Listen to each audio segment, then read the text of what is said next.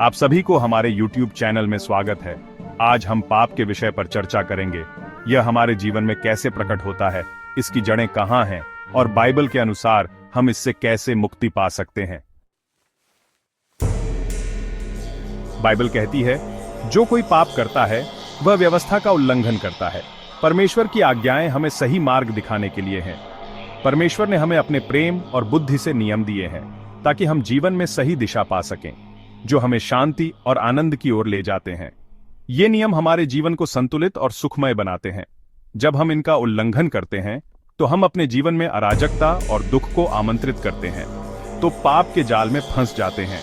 यह जाल हमें परमेश्वर से दूर कर देता है और हमारे जीवन को कठिन बना देता है। जो विश्वास से नहीं करता वह पाप करता है।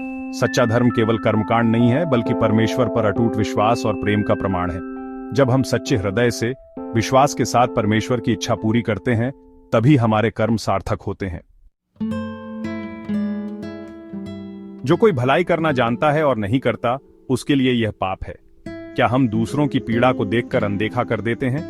यह भी पाप का ही एक रूप है, जो हमारी आत्मा को धीरे धीरे कुतरता रहता है। पाप केवल हमारे कार्यों तक सीमित नहीं है, यह हमारे हृदय और मन में भी जन्म लेता है। हमारे विचार और भावनाएं भी पाप का कारण बन सकते हैं। यीशु ने कहा, जो कोई किसी स्त्री पर कुदृष्टि से देखे, वह अपने मन में उससे व्यभिचार कर चुका।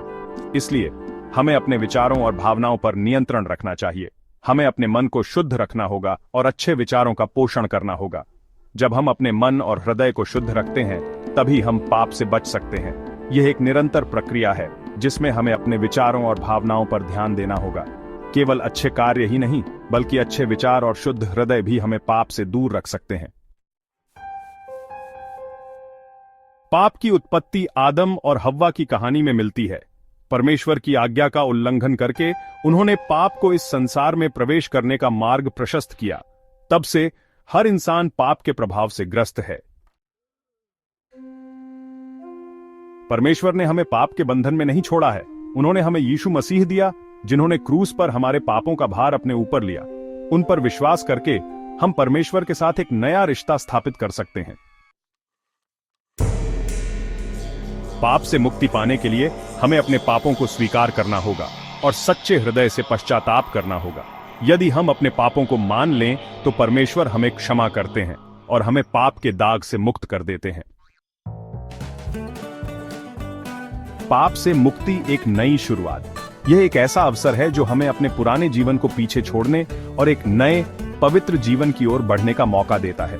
यीशु मसीह हमें पाप से मुक्त करने आए और उन्होंने हमें क्षमा और नया जीवन प्रदान किया है। उनके बलिदान ने हमें एक नई दिशा दी है, एक ऐसा मार्ग जो हमें ईश्वर के करीब लाता है। जो कोई उन पर विश्वास करता है, वह पाप की गुलामी से मुक्त हो जाता है।